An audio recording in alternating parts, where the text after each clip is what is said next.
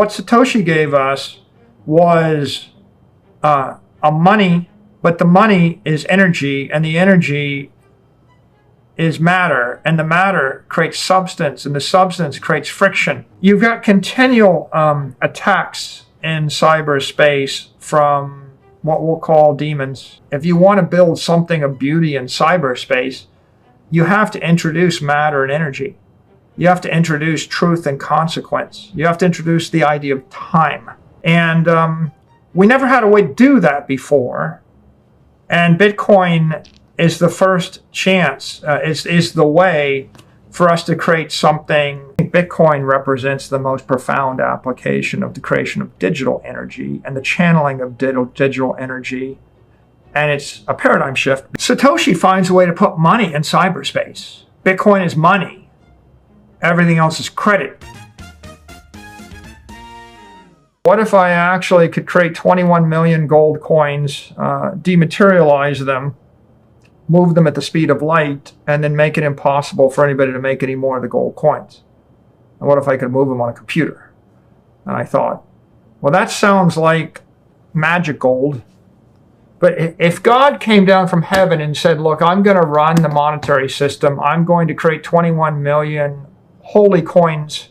I'm going to store them in heaven. I'm going to let you decompose them infinitely. I'm going to let you telepathically move them between any two counterparties and make sure nobody cheats each other. And I promise to do the work for next to nothing forever. You would probably think that's okay. That's probably an upgrade to every existing deal you're going to get. But in the absence of a deity offering to do that for you, then the next best thing is, what if we actually created that system with cryptography and the internet and some semiconductor technology? And that, in essence, is what Satoshi did. In this video, Michael Saylor, the CEO of MicroStrategy, unpacks the profound impact of Bitcoin. Saylor passionately describes Bitcoin as the world's most significant digital asset, with a mission to bring sound money to the global economy. He explains that technology has presented humanity with a unique opportunity to fix defective money systems, using Bitcoin as the ultimate tool.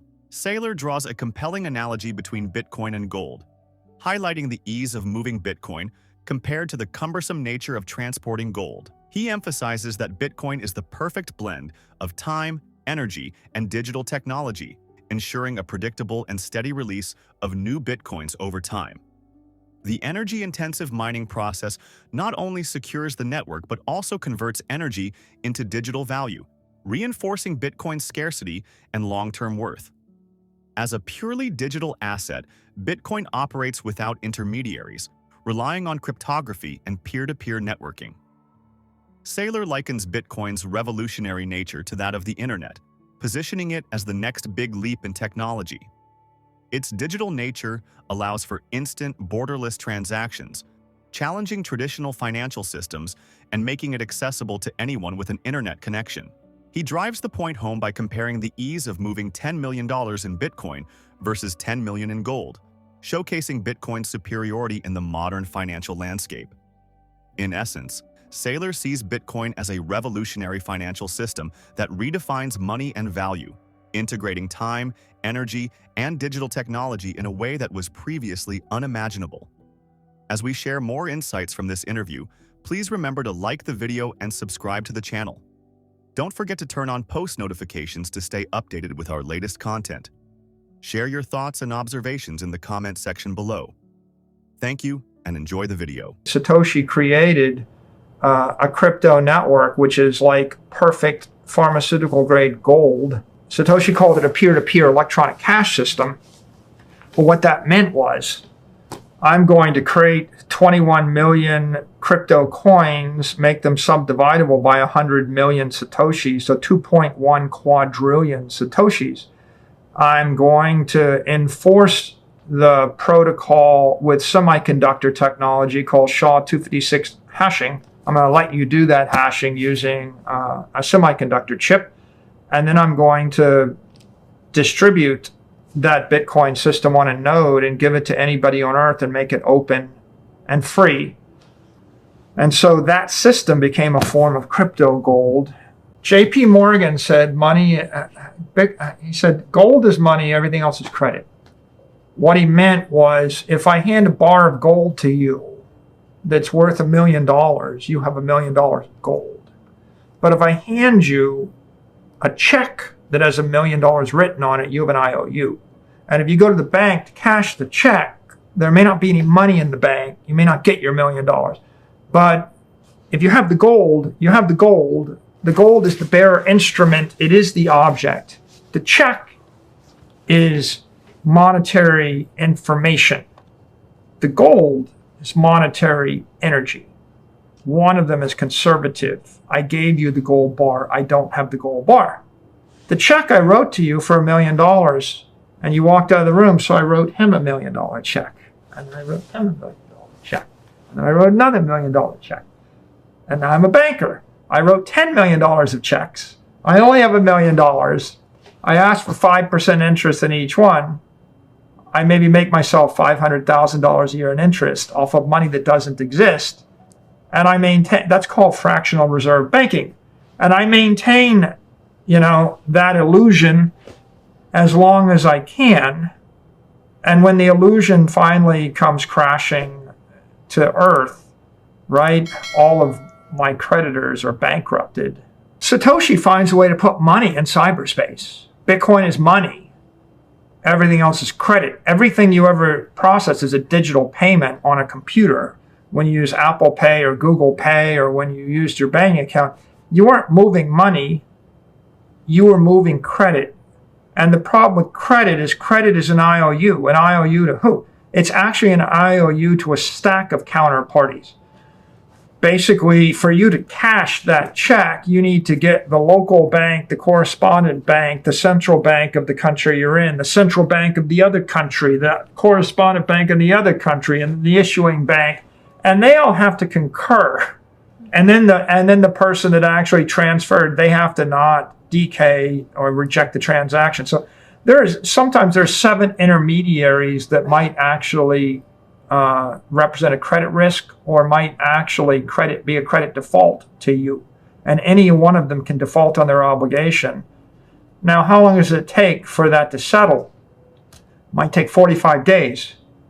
So when I tell you I sent you money over the internet, I told you I make a representation, it's an IOU, you won't know whether you have the money for 45 days. Now, what's the problem with that? Well, what if you slammed into a brick wall, but you didn't know you hit the brick wall until 45 days after the collision? What happens to creatures that have no pain receptors? Right?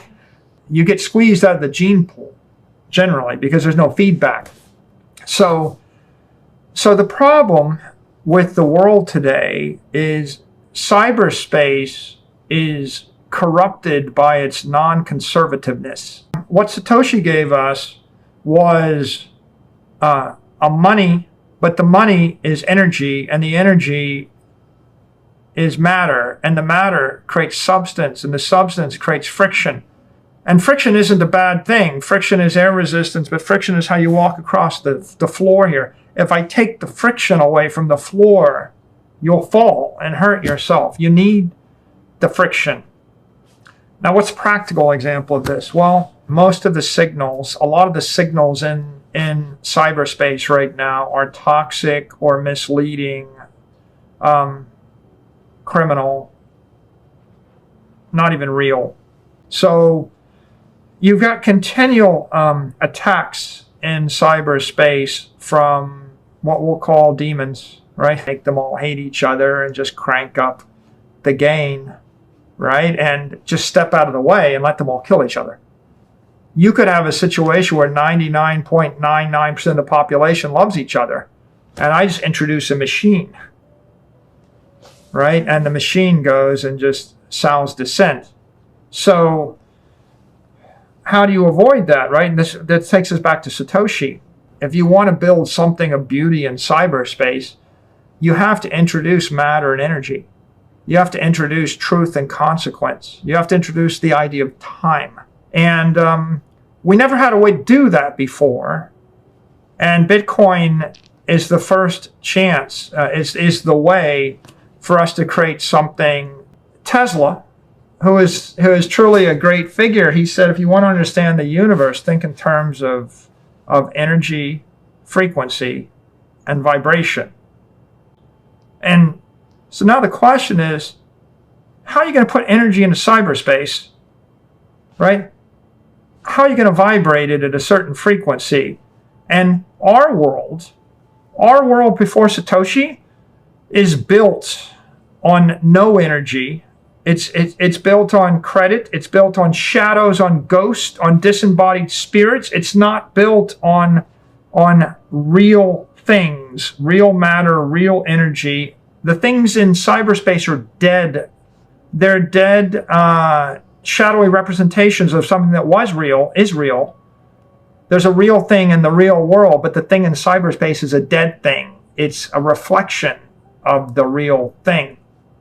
Satoshi let life into cyberspace, and energy is life. Life feeds off of energy, and if you want to create things of beauty, right, then you have to be able to release the energy, and then the energy has to start to evolve. The rate at which the economy runs on 20th century rails with analog assets and credit, to say it's 1,000 times slower is an understatement. It might be 1,000,000 times slower. Like, I give you $1 billion of gold. How long does it take to move it 10,000 miles? You could probably move it once a year at great expense. I give you $1 billion of Bitcoin. I might move it 1,000,000 times an hour once I've mastered the technology.